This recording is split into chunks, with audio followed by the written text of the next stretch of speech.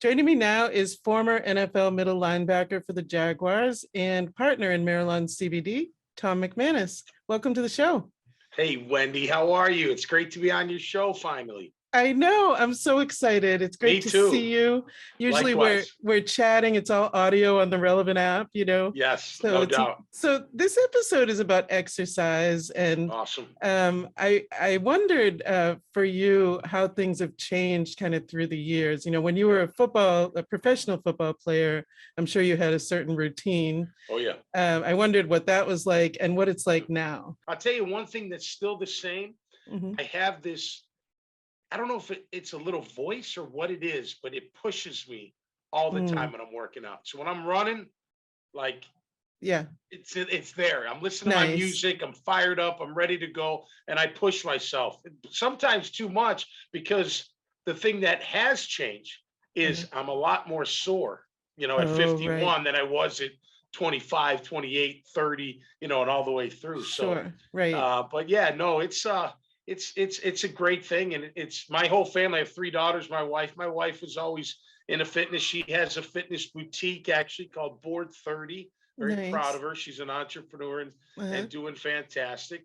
And all my girls have been in dance their whole life. So you have to be, you know, athletic and in shape to do that. Absolutely. So it's just, we don't push it. You know, whatever. You want to be whoever you want, but they see how we do it. And, you know. But I wanted to tell you, I read this study. So Peter Kristrup is his name. He's a professor of sports health and science at the University of Southern Denmark, actually. And he's been studying football players, people who play football through their life, and general sports too. But he specifically talks about football, and he says that when he looks at men like 65 to 80, their heart is in much better shape, like that of a younger person. Their bone density is better. Their muscle integrity is better, like a 30-year-old, he said. Wow. What do you think about that? Yeah, I mean, look, I don't know if it's just football, but I could see that, because the one thing, it's funny, a lot of guys, when they're done playing, they'll go totally the opposite way. You know, they'll just let it go. Right. Like, I'm done working out. I'm sick of working out. I worked out my whole life. Sometimes they come back and they realize, man, I gotta work out, you know, to stay healthy at least. And then there's guys like me who just kept going and kept going and kept going, you know. So yeah, I could see that. Like I said, like when I go for runs, you know, I try to push it. I try to get that heart rate up. I actually do, and I know you're talking about your wellness plan. Someone asked me the other day, actually my next door neighbor's son, I was talking about running. And he's like, oh man, I hate running. I said, guess what? I used to hate running too, but this is how I got over it. Instead of just going out for a jog, you run for 45, or you run for a minute, you walk for 30 seconds. Run for a minute, you walk for 30. And you just do set after set until you get comfortable. Then you can shorten it. So I'll do like 45s and 20. And that 45, I'm booking it. Like I'm maybe not in the beginning. I'm not like, you know, sprinting, but I'm building my way through. So I'm like really pushing myself. So the heart rate goes up, then it comes down. Then it goes back up, and that's a great way to get into some kind of cardio, and even more importantly, that's a great way to burn fat. That's scientifically proven, to get that heart rate jacked up, bring it down, and then keep doing it, you know, as much as you can. So that's good advice. I can see that. I can see that. Yeah.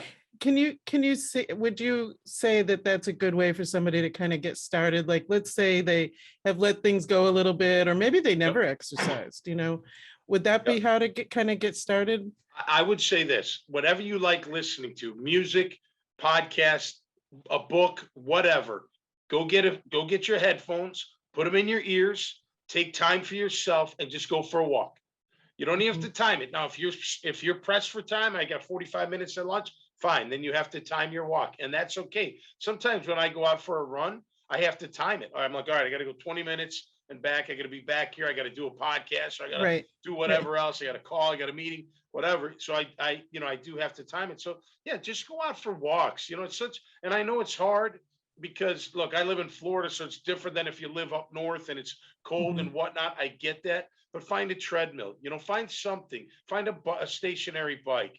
You know, I go to Planet Fitness, it's like $10 a month. It's like, Right. and they have this whole no judgment thing, and it's true. They don't let a bunch of meatheads in there. There's not a bunch of guys grunting and, you know, Hmm. flexing in front of the mirror, which, by the way, I used to enjoy those gyms because I didn't flex in front of the mirror, but it was intense, Right. heavy weightlifting. You know what I mean? But Sure. Right. you know, there are places like that that you can go to. I would just say this. Look, um, one thing that you have to take. It doesn't matter how what you do in life, how successful or non-successful, where you live, what car, whatever. If you don't have your health, Hmm. you don't have anything because they can turn on you on a dime. You know, Right. whether that's diabetes or whether that's a stroke or whether that's heart disease or whatever. It's not. And don't worry. I tell people it doesn't matter what you look like. Like I don't weigh myself. I Right. barely. If I'm in a doctor's office, I'm curious. Yeah, I'll jump on the scale. You know, or they Sure. whatever. But don't compare. We're not supposed to envy anyway, right? We're not supposed to covet. Be Right. yourself. Be happy with yourself. And it's not about how you look. It's about Hmm. how you feel. And I will tell you this, I get the best ideas when I'm working out. And that means a conversation I'm going to have later, a Hmm. project I'm working on, an idea I come up with. You know why? Because my endorphins are cranking. I'm not Right. sitting there thinking about, oh, I got to pay this bill or, oh, I got to do this or, no, I'm thinking about, oh, wow, man, this is great. I feel great. You know, I'm starting to get, get into it. I'm starting to get a Hmm. little sweat, and the endorphins kick in and your Yes. best thoughts come. I'm telling you, I've been doing it for years and I'm a very creative guy.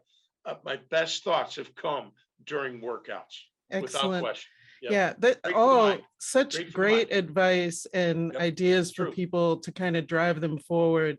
Yeah. Because it's a new year, and Yep. we want frequently is when people start to look at their life a little bit, and maybe they're thinking about the weight loss. But like you said, the weight loss might be a byproduct, but really how you feel. Well, and what's working inside. You got to keep that Yes. heart pumping, baby. You know what I Yes. mean? You never know when. That's why you got to keep moving because you never know. All it takes is a tiny bit of plaque to get in that air, Mhm. into the wave of the vein, and boom. Next Right. thing you know, you're on your back, and who knows if you're going to make it. I don't mean to sound so blunt, but that's one Mhm. of the things that can happen, right? So you just think about, I got to keep moving. Once a day, I Right. got to move. I just whatever Right. that is. You know what? Dance in your family room. Who cares? Yes. I pick up furniture sometime. Not heavy furniture, but if I got to get a quick shoulder workout, I'll grab a couple chairs. Right. If I, whatever. I can do push-ups from anywhere. You can be creative, You can right? be very creative. You don't Yes. have to go to a gym either There's so by many yourself. ways to approach So many it. ways. And yeah, It's yeah, not one I love way. that. There's never one way in anything in life. I don't believe in any of that anyway, but Right. I believe that there are plenty of ways to get exercise. I tell you one thing I do. I shadow box. Now, I don't want to fight anybody. I don't want to be a boxer, but I love the workout and it's very challenging. So, my father did box when he was younger. So, Mhm. I learned how to just throw punches and move around and do all this stuff. And people might think I'm crazy. I don't really care. I'll be out in my carport here. I'll turn on my, put in my things. I'll do rounds. I'll do a minute on and Nice. I'll take 30 seconds off. Or Yeah. I'll go to a gym that has a bag Mhm. and I'll just hit that. Whatever you feel comfortable doing, you should do. Right, absolutely. My older son has gotten into boxing the last couple of years, and Nice. he hadn't really found a sport that he really liked, but he loves it, and his fitness has improved so much. Oh, So you it's just got to find tremendous. something you love. I agree with you. Yeah. Let's Yeah. switch gears a little bit and talk Sure. about CBD and Ooh. cannabis, Mhm. because I know you're involved with Marilyn CBD I and am. a cannabis proponent, right?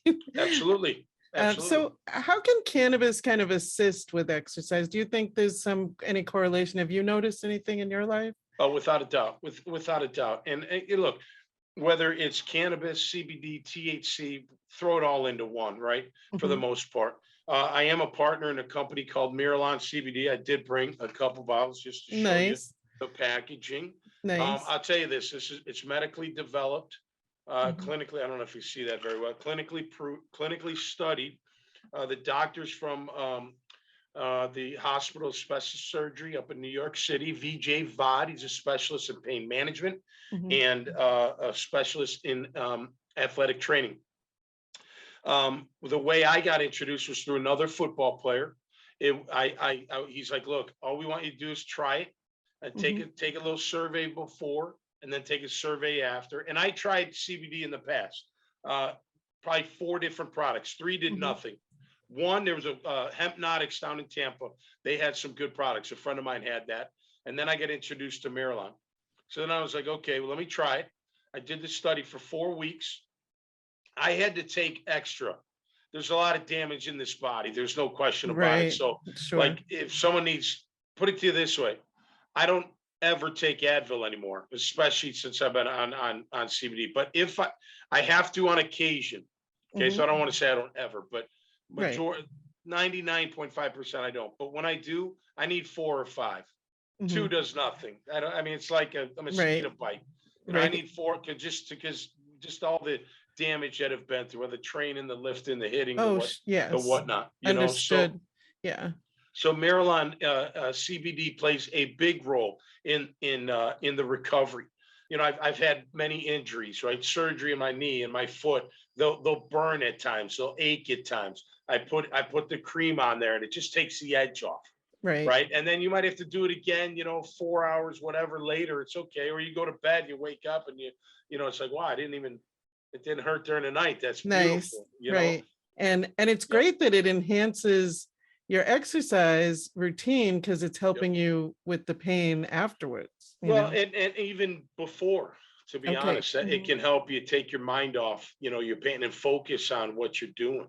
And it does give you ultra focus. There's no doubt. It can give you again, in the right amount, it can give you creativity. It can take away your pain. It doesn't have to knock you into your couch and watching, movies all day long. That's not what I'm talking. I'd never do that. I don't got time for that. I got too much going on. Do you have any final thoughts for people about exercise? I would say this. I'll tell you, I'll even make it personal. So, my story of getting into the NFL, I got cut twice. Okay. I came out of Boston College. I wasn't drafted. I didn't go to the combine. I was a productive college football player. I could play. I was a middle linebacker. I always had good instinct. I just wasn't the fastest guy. I was big enough, pretty strong enough, but just wasn't the fastest guy. So I got cut a couple different times. And in late '94, I decided after my second time getting cut that I was going to hang it up, that the career's over. I'm going to move to Boston where my alumni were, and I was going to get a job and I'm from Boston, so I got to say. Yeah, BC. I love BC. Go Eagles, baby. I love Boston College, man. I love my time there. They were the best to me. They really were. Nice. I'll never forget my time at Boston College. All 5 years. I redshirted, and then I graduated in 4, so save the jokes out there. But no, just a phenomenal place. Anyway, so I had 2 months to get in shape for the workout of my life, which was going to be in front of the new football coach here in Jacksonville, brand new team in the NFL. My parents were living in New Smyrna Beach, so I wasn't far. And it was Tom Coughlin who coached me at Boston College. So I had to increase my speed. I remember the first time I got timed in the 40, my dad timed me. And I was like, oh my God, how am I never going to make it? You know what I mean? It was so slow. I was so heavy. I was so out of shape, and you know what I told myself, Wendy? Rome wasn't built in a day. And you need to take that out there because it's not. So no matter how far back you are, where you are in your wellness, a part of your life, it does not matter. Wherever you start, you start. Just keep telling yourself every day, I'm going to try to keep moving. Every day I'm going to do something. I don't care if it's for 5 minutes, 10 minutes, 20 minutes, whatever. I'm going to do something. I'm going to keep that blood moving. I'm going to keep that body moving. And then eventually I'm going to start doing walks, which may lean into walk runs, which may lean into whatever, going to yoga, going to group fitness, whatever. But start slow and then just move your way up as you get comfortable. And I'll tell you this on the diet. I am no expert, but in 2020, I turned 50 in July. And on New Year's Eve or New Year's Day, I'm sitting around my kitchen table, my wife and my 3 girls, and they're like, Dad, you're gonna be 50. And I was like 270 pounds. I was big. And it was, now granted, holidays, you know, I let myself go, Sure. you know, Right. but I wasn't in that good shape going into the holidays. And then I was 270 pounds. I should not be 270. Anyway, so I'm like, you know what? I'm going to get abs by the time I turn 50, which was 6 months. And they're like, get out of here. You're not going to do it. I wish I could share it with you. Anyway, so I went on, I did all these videos. I videoed every day. I'd wake up, you know, before I go on my run. All right. It was called Abs by 50, or hashtag Abs by 50. It's probably still out there somewhere. And I focused on two things, Wendy: my sugar intake and my cardio, because sugar increases the inflammation in your body. Yes, absolutely. So I gave myself 30 grams a day.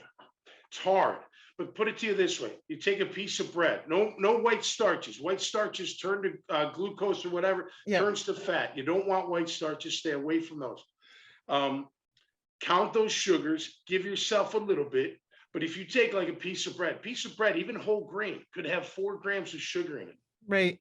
So instead of a sandwich, I would just have one piece of bread, right, fold it in half. You know what I mean? And then if I got hungry a little bit later, I'd find some yogurt, 𝐦𝐨𝐬𝐤, 0 sugar, with a little granola with a tiny bit of sugar. So if you do that and work on moving, I'm telling you, how far back, it doesn't matter. It's going to melt off by July 30th of 2020. Full on abs, but I'll show you the picture. It was a massive difference. I went from 270 to 222. Congratulations. That's fantastic. I was a little thin because I have a really big head. God gave me a big melon to play football. So at 223, I was almost falling over. Oh no. No, I'm kidding. But I just looked too thin. So I'm about 232 and I feel great. But you met your goal. You had it, you had a goal in mind, and you planned it out, and you accomplished it. So I hope that helps. Listen, I'm no expert, but it worked for me. And I care about people's health, because one thing we've learned in this whole thing with the pandemic, the healthier you are, the better chance you have at life in anything. In any way, absolutely. In any way, whether we're in a pandemic or not, the better health you are in. And you don't have to be no supermodel or bodybuilder or anything. You just got to be moving and keeping that blood flowing and keeping that weight off as best you can. Well, excellent advice. Tom McManus, thank you so much for joining me. It's an honor, Wendy. I really enjoyed our time, and I hope we can do it again. Yes, take care. Thank you so much. Peace.